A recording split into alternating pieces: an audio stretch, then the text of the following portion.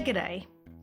Welcome to the Field of Streams, where I, your host, Janine McRae, bring you the tiny thoughts that stream from my brain and present them to you with such a shit-eating grin you'll instantly want to punch me in the mouth. Anger issues?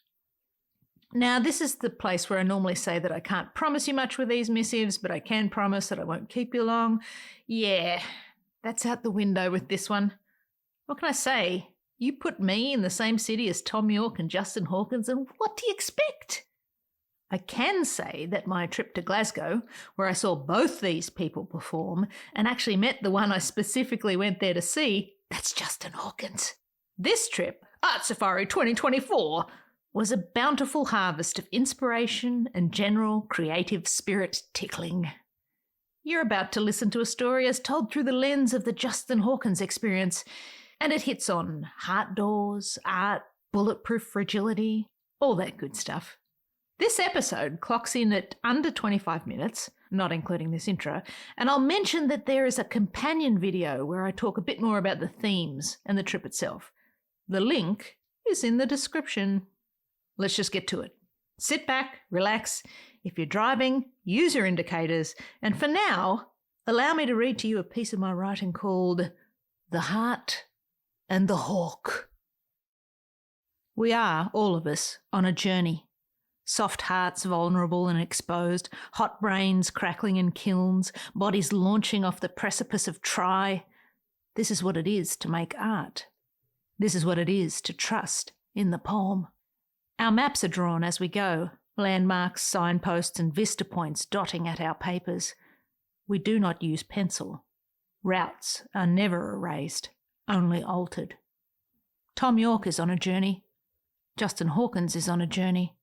Even the guy who yells out, "We fucking love you, Johnny!" from somewhere way down below me at the Smile concert in Glasgow. Journey. And me? Well, I've come all the way to Scotland from California, a literal journey of 8,100 kilometres, just to watch Justin Hawkins command a stage without the threat of a YouTube advertisement disrupting his flow. There will be no skipping. I can see you're asking why. It is a long way. Let's start with the flippant answer. He keeps saying his heart is open, so I've come to jiggle the knob on the door and make sure he ain't lying. That, and it won't be the first time I say this, is not a euphemism. Part 1. The theory of the heart door. A primer. You have a heart door. Everyone does. But the sensitive, creative ones, let's just call them poets, walk around with theirs flung wide open, leaving them vulnerable and exposed to the elements.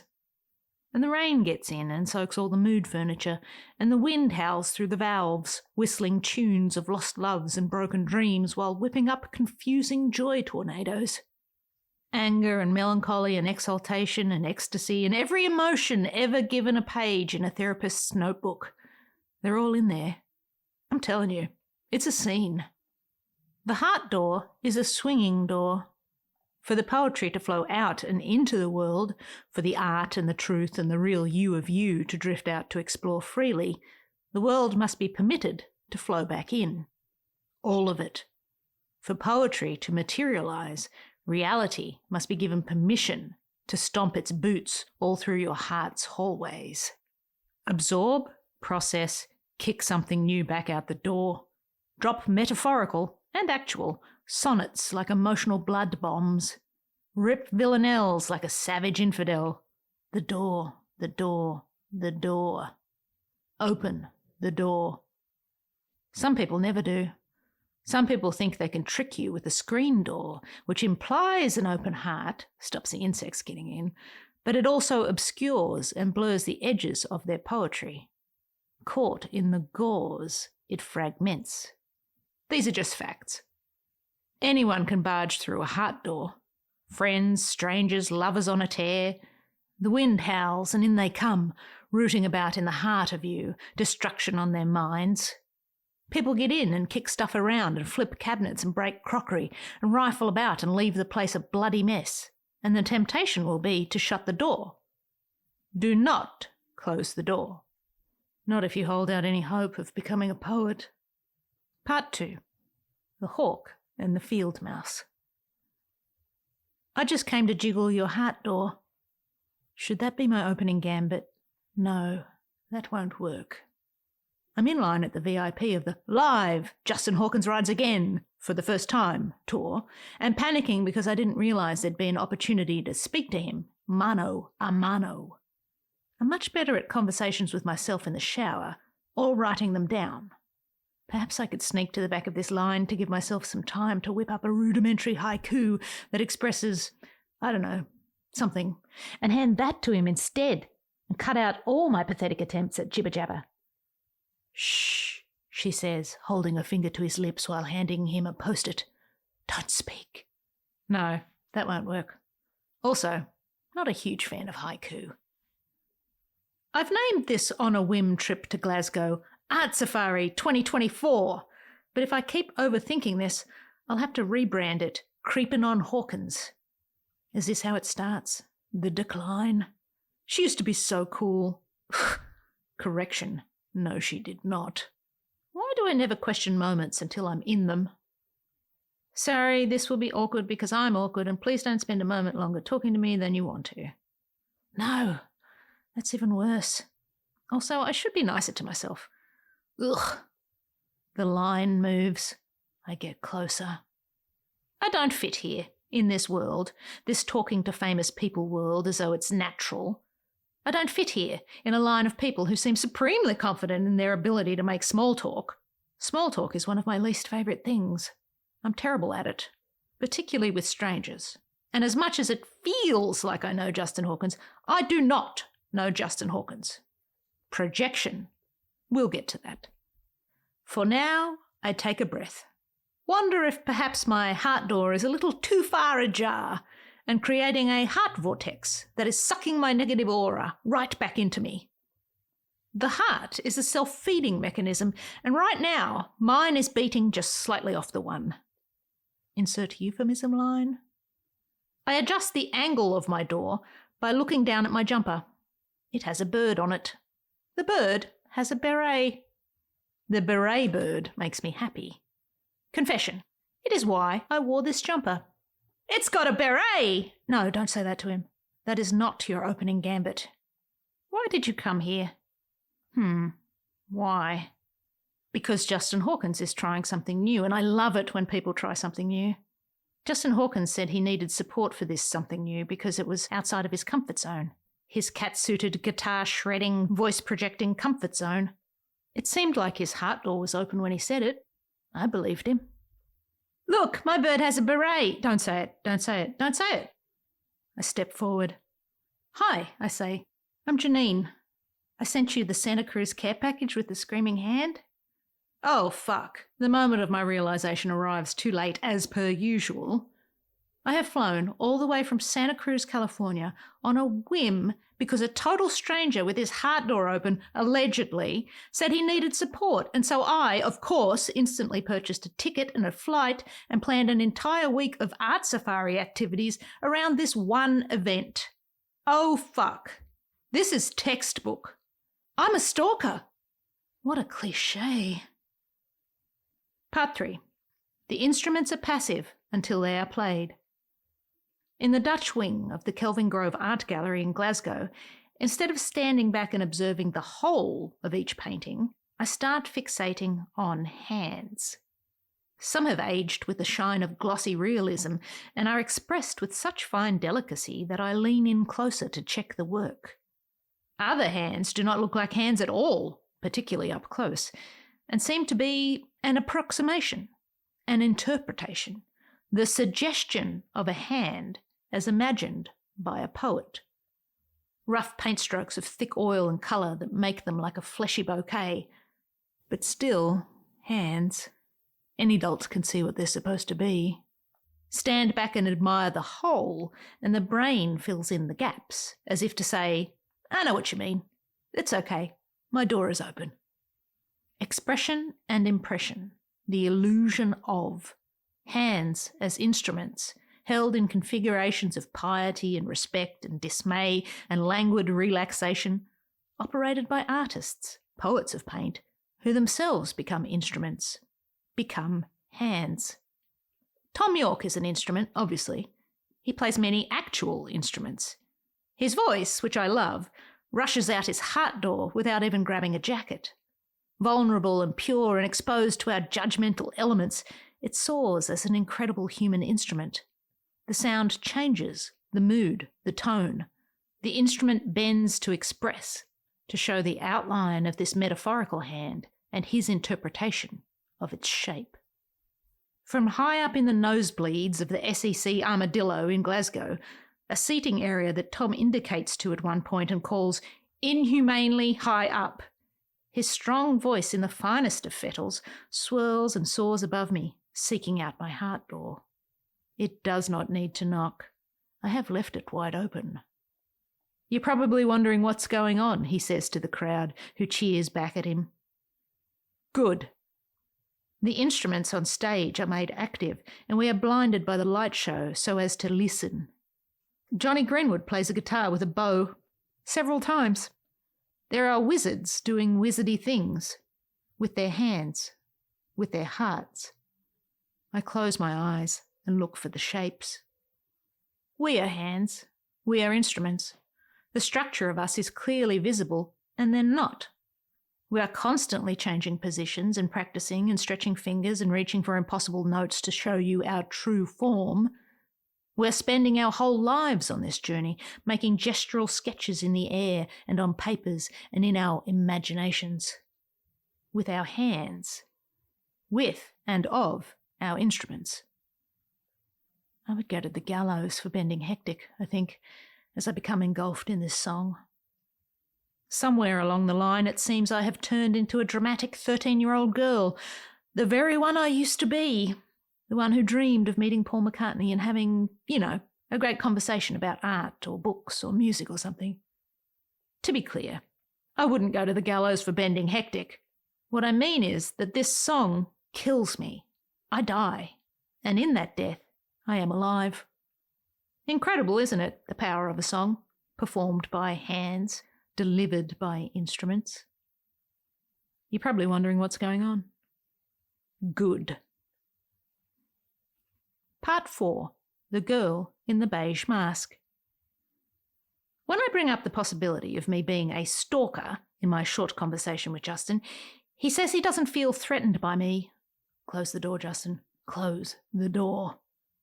I appreciate his attempt at talking me off my imaginary Loserville ledge, and we continue the chat. He signs my poster, as requested, to Noodle, thus falling into my trap. Only my oldest friends call me Noodle, so we are officially friends now. To Noodle, thanks for stalking me so thoroughly. Straight to the mantelpiece of my heart, my open-door heart. I've just worked it out. Sitting here writing this, I've just worked out why I came all this way, of why I willingly read too much into him saying he needed support and took it as a hawk-shaped help signal projected into the high sky. Please come, it implied. Drop everything. It has nothing to do with Justin, but also, everything, but also not. We project onto people some unspoken part of ourselves, something that we perhaps envy or aspire to be.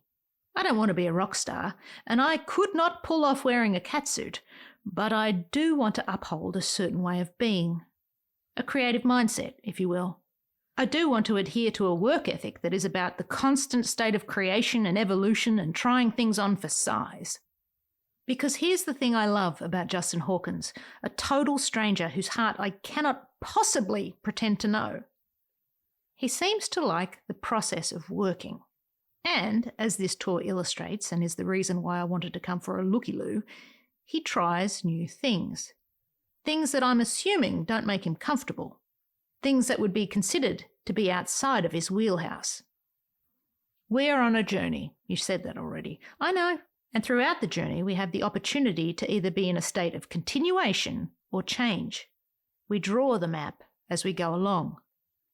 Some of us stay on one road, never veering off the path. Straightliners, shortest routers, easy streets with no potholes, no jams. It doesn't always work. Some of us are the most erratic motherfuckers on the road, swerving at the last minute to take an off-ramp just to see where it goes, to see how it changes or enhances the journey. That doesn't always work either. Sometimes you end up in a swamp. But we keep on drawing the map. While Justin is a glorious frontman of a band that I love, a speaking tour isn't the most obvious off-ramp for him to take. I take things at face value, and I was inspired by the courage of this plan. I saw the potential for failure, not that I expect that to ever happen, and of how he seemed weirdly excited by it. I saw in this decision someone taking a chance and trying something, a new form, a new structure, a new interpretation of an unfamiliar hand, which is what poetry is. It seemed so very true, so delightfully ambitious. Do you think I would like to be brave? Do you think I would like people to look inside my heart door? Projecting much? And so I bought a ticket, that's all. And tonight, standing face to face with Justin Hawkins, I have come to terms with travelling 5,000 miles just to visit an area on his map just outside the comfort zone. Not a euphemism. That would be the forbidden zone. There be dragons outside the comfort zone. The poet raises the sword aloft. I will watch him slay this monster. Speaking of comfort zones, I am well out of mine getting a photo taken with a magnificent clothes horse that is Justin Hawkins. I don't know if that's offensive, but why do clothes hang so well on him? It's very irritating. In typical Janine Scatterbrain fashion, I've left my glasses at the hotel, and while I appreciate being shown the first photo for approval purposes, I can't see for shit. It's always a miracle to see a good photo of me anyway, and I doubt this is one. But I'm sure the bird with the beret looks nice, and Justin probably looks like a supermodel, so not all is lost. I squint my old lady eyes at the view screen of the camera as the second shot is shown to me. I shrug at Justin. "You're the beige bit," he says, helpfully. He has no idea how accurate that statement is. Part 5. The bulletproof fragility of the heart. At a recent Bob Dylan concert, a frustrated crowd Karen yelled out, "Play something we know!" Bob Dylan, who has an enormous body of work, not a euphemism, responded by singing the lyrics of his song, When I Paint My Masterpiece, to the tune of Irving Berlin's Putting on the Ritz. And I just want to point something out. Bob Dylan gives no fucks. The most successful of poets don't. Bob Dylan is an instrument, and a poet with a Nobel Prize to prove it. What have you got? Yeah, but he's rich as hell, of course he gives no fucks. Okay, how about this? Thom Yorke dancing is one of my favourite things on earth to watch. During one song at the Smile concert in Glasgow, Thom Yorke put down his guitar and danced the only way Thom Yorke knows how, manically, weirdly, and with a heart as open as a 24-hour truck stop. It was magic. It's magical. I would go anywhere to watch him dance, and here's why. Thom Yorke is an incredible musician and poet, and his voice is medicine for the brain, but when Thom Yorke dances, I mean really dances, Thom Yorke is free. He doesn't dance like the people in the How to Dance video Justin plays during his live Justin Hawkins Rides Again for the First Time show. No, Thom Yorke just goes off, like a bath bomb fizzes to oblivion, like a wind-up toy, like a no-fucks-to-give commit-to-the-bit human dynamo. You can see that his heart door is so open and welcoming that light flows through him in all directions. We might as well not even be there. He's too in it to even notice our presence. Again, I'm projecting, but to be so free, to permit energy to flow in and out the heart door in front of a sold-out crowd, in that moment, Thom Yorke has no age, no equal, and again, no fucks to give. Yeah, but he's rich. If that's going to be your response to heart doors being open, for us being given permission to walk right in, you are somewhat missing the point. And if you're going to keep using that as your excuse to not try anything for yourself, to not open your own heart door and let something creep out and explore the world, I can't help you. Also, Thom Yorke doesn't care what you think. Bob Dylan doesn't care what you think. And I'm pretty sure Justin Hawkins doesn't either. bulletproof fragility, and relentless don't give a fuckery. That's all it takes. We don't have to understand what they're doing. We do have to salute the try. There's no shortage of people who will seek to exploit the contents held just beyond the threshold of an open heart door, regardless of that heart's salary or net worth. At the start of your journey or well on the way down the road, the odds of some hooligan who isn't wired to receive your signal noise or your poetry or art getting in there to kick over all your precious keepsakes and shit all over your feelings are high. Your fragility and your vulnerability, the truth of you, must be ironclad. Your heart shell as glossy as a hard lolly. Your delicious, delicate heart must be made to feel safe as it walks around with its door wide open. It is a fragile state, the open door state, and bulletproof fragility is the way of the warrior. You will find it on the road, and you will need to if you want to survive. You will need it by your side in order to release each poetic beat from your heart as a hawk from your hand to hitch a ride on the warmest updraft, to search the sky for pockets of clean air. In the second half of Justin's show, he is set to analyse a song by an audience member. I don't know how this worked for the other shows because the guy whose song was chosen in Glasgow didn't show up. Justin adapted, and at the end of this segment, he said a sentence or two that, in my mind, paid for the whole trip. And even though I think I've heard him say this before, it hits different when you're in the same room. The takeaway? How it makes you feel. That's the only thing that matters. Wait, you came 5,000 miles for a pep talk? Hey, the instruments are passive until they are played. Part 6. This one's got fangs. Experiences over things, she says, buying all the merch. It's part of the experience? Yeah, that's it. I look around the room as the show ends and Justin Hawkins gets a standing ovation, as is correct and true. Turns out he didn't need my support. The room is full, but I'm still glad I came. This experience flows into my open heart, and I guess what you're listening to now is what flows back out. I watch him disappear behind a curtain, and off he goes to continue his journey, and me on mine.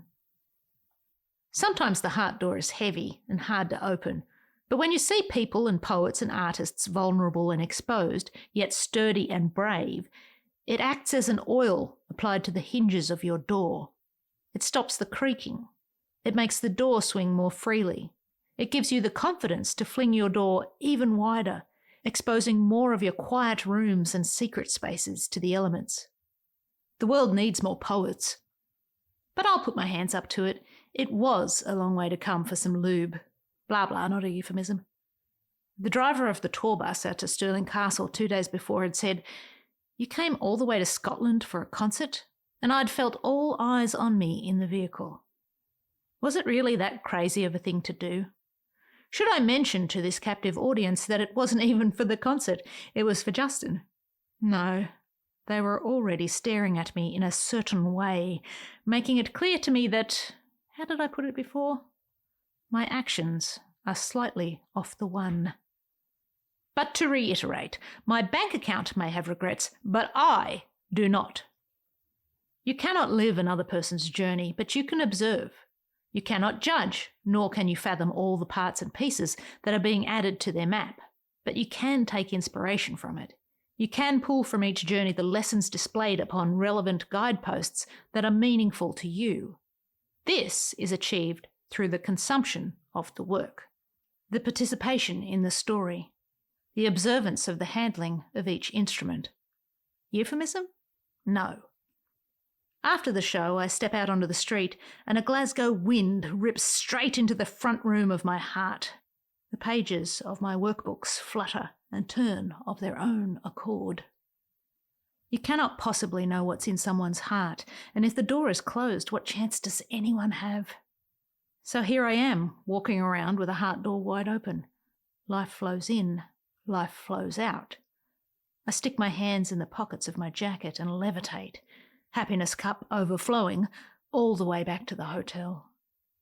It is obvious to me now, as I feed off the inspirations of poets and musicians and artists and more, as I have devoured the culture and street art and accents of this town, as I have, on a whim, travelled halfway round the world just to see how open a stranger's heart can be, it's obvious to me now that I am not a stalker at all. I am a vampire.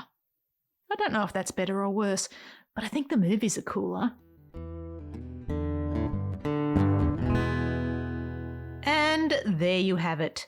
Today's vampiric episode. I hope you enjoyed it. If you did, you should follow the podcast. Please. I need ear friends. That sounded weird. Remember, you can subscribe to my weekly newsletter too at janinemccrae.substack.com, but I'll wrap this up by saying what I always say at the end of these episodes. Love what you love, and I'll see you out there making stuff.